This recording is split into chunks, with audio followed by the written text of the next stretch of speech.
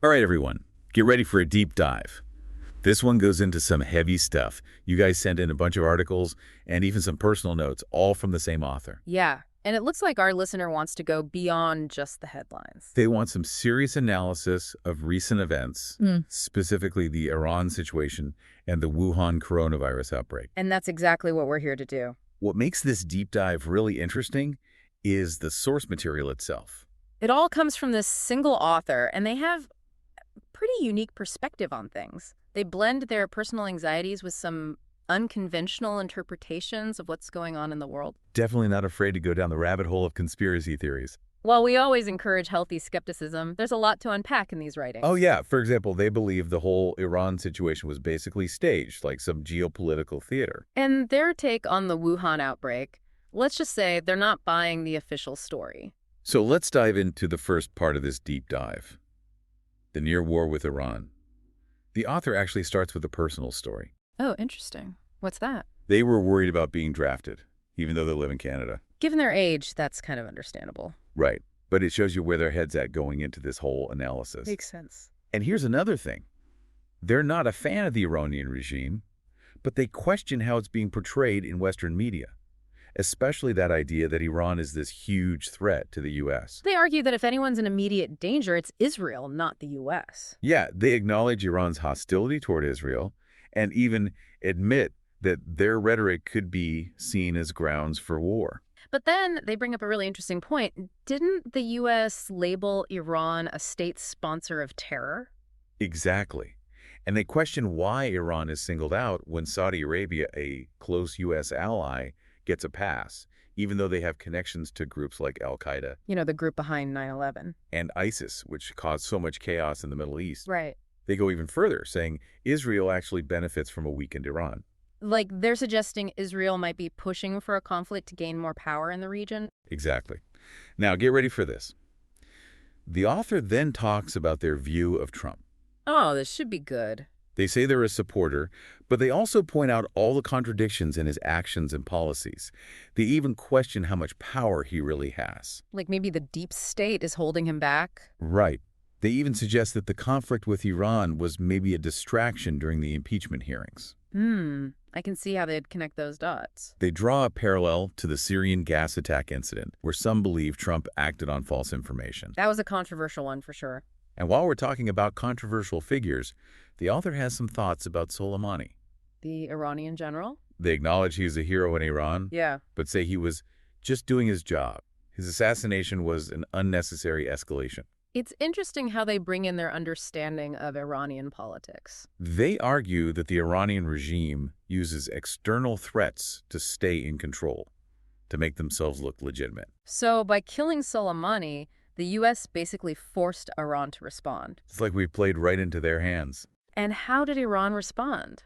Well, first, they condemned the assassination at the UN, which makes sense. Then they launched a missile attack, but it was symbolic. No American casualties. A calculated move. Just enough to save face without starting an all-out war. But even with all that careful planning, things can still go wrong. Like the downing of the Ukrainian airliner. Tragic mistake. A reminder of how easily things can escalate. So here's the author's big takeaway about Iran. They think the whole thing was staged, both sides just playing their parts in this big geopolitical game. Wow, that's a pretty bold statement. They even compare it to North Korea, where those threats they make are often seen as bargaining tactics. Not necessarily a real intention to go to war. Right. So what do you think? Could they be onto something here? It definitely makes you think. The author's asking us to question everything we're being told about international relations. Are things really as black and white as they seem? Like that saying, one man's terrorist is another man's freedom fighter. Exactly. Who are the real villains? Who are the good guys? The author's challenging us to look beyond the surface and think critically about everyone's motivations. Because there might be hidden agendas we're not even aware of. And that's a really important point to keep in mind, especially in a world as complex as ours. All right, let's shift gears now and talk about the second big topic in the author's writings, the Wuhan coronavirus outbreak. It's pretty clear that this one really hit a nerve for them. Oh, yeah. Their anxiety about the whole situation is palpable. I mean, you can practically feel the alarm bells ringing when they talk about the Chinese Communist Party. They're deeply suspicious of the CCP. Like, really distrustful. They argue that the party cares more about saving face than about the well-being of its people. And they're convinced that the CCP can't be trusted to be transparent about the outbreak. Especially during a crisis like this. They point to the state media, how they're portraying everything as under control. While at the same time, they're implementing those incredibly drastic quarantine measures. Exactly. That disconnect, to them, is a huge sign that something's not right. Like the party knows more than they're letting on. Maybe even downplaying the severity of the outbreak to avoid panic. Or to prevent economic fallout. The author seems particularly worried about the economic and political consequences if things spiral out of control. It's a valid concern. I mean, a global pandemic could destabilize everything. Not just China, the whole world. Now, this is where things get really interesting and maybe a little bit out there. Okay, I'm intrigued. The author starts digging in to the possible origins of the virus. They go beyond the wet market. Yeah, they acknowledge the initial link to the market in Wuhan, but then they bring up something else. What's that? The proximity of those two biolabs to the market. Oh, right. Okay. That's been a source of a lot of speculation. And of course, the fact that the Chinese government hasn't exactly been forthcoming with information just adds fuel to the fire. It certainly doesn't help with transparency. But get this, they highlight this one detail that really freaked me out. Lay it on me. One of the biolabs, it has this logo, Okay. and it looks almost exactly like the Umbrella Corporation. Wait, from Resident Evil? Yeah. Yeah. The company that unleashes the zombie virus in the games. Wow. I see what they're getting at. It's a pretty powerful image, isn't it? It taps into all those fears we have about bioweapons and pandemics and... About scientific advancements going horribly wrong. Like, are they seriously suggesting a real-life zombie apocalypse scenario? Well, I think it's more about tapping into that collective anxiety we have. Right, about the potential for something truly catastrophic to happen. It's not necessarily about zombies, but about that underlying fear. All right, so let's move past the zombie stuff, as fun as that is. Back to reality. The author also gets into the nitty-gritty of the virus itself. They analyze all its scary characteristics. Like what? The high infectivity rate, for one. Which is even higher than SARS and MERS. And then there's the long asymptomatic period.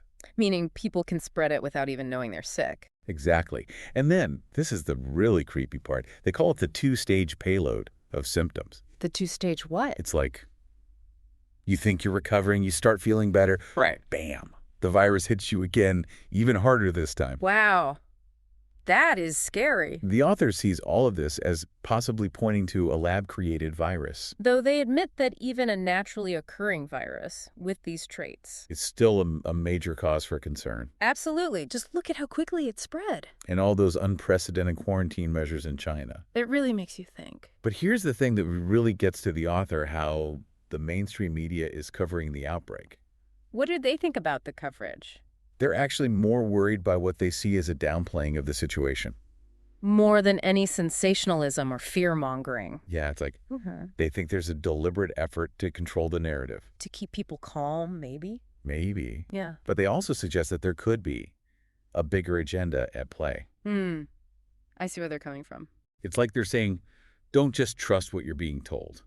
Question everything. It's a call for critical thinking. Exactly. Which is more important now than ever. Man, thinking about all that, it's kind of unsettling, feeling like you can't trust the information you're getting, even from sources you thought were reliable. Yeah, it definitely makes you question everything. So after going through all of the author's writings, where do we land? What are the big takeaways for our listeners? Well, one thing that really jumps out is their belief that powerful people, like governments and big institutions, they manipulate things for their own benefit. Yeah, like they're always playing some kind of a game. Exactly. Whether it's starting conflicts, controlling what we hear in the news, or downplaying crises, the author thinks there are often hidden agendas at work. So we can't just take things at face value, especially when it's coming from someone with a vested interest. Right. We got to question everything. Analyze the information, look for different perspectives. Don't just blindly trust what we're told.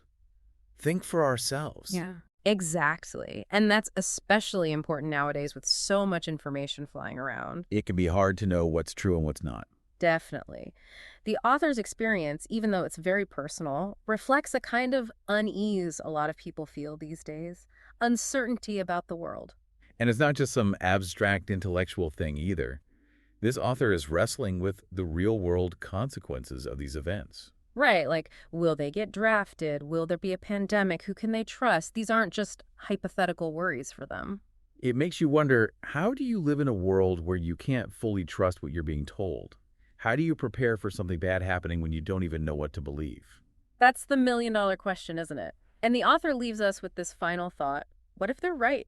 What if all those suspicions about staged conflicts and manipulated stories? What if it's all true, even just a little bit? What does that mean for how we see the world? How do we even function in a reality where truth is so slippery? Whoa, that's a heavy thought, and I don't think there are any easy answers to that one. There aren't. But the author's journey, as wild as it might seem, shows us something important. It reminds us that critical thinking, questioning what we're told, those are crucial skills in today's world. It's about taking responsibility for what we believe, not just blindly accepting someone else's version of the truth. And that's not always comfortable. It takes effort, it takes time, but it's worth it if we want to be truly informed and make our own choices. You know what I take away from all this? It's okay to be uncertain. We don't have to have all the answers. Sometimes just asking the right questions. That's the most important thing. Couldn't agree more. So to everyone listening, thanks for joining us on this deep dive.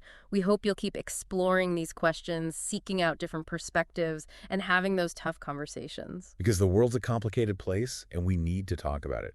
Stay curious, stay informed, stay engaged, and we'll see you next time.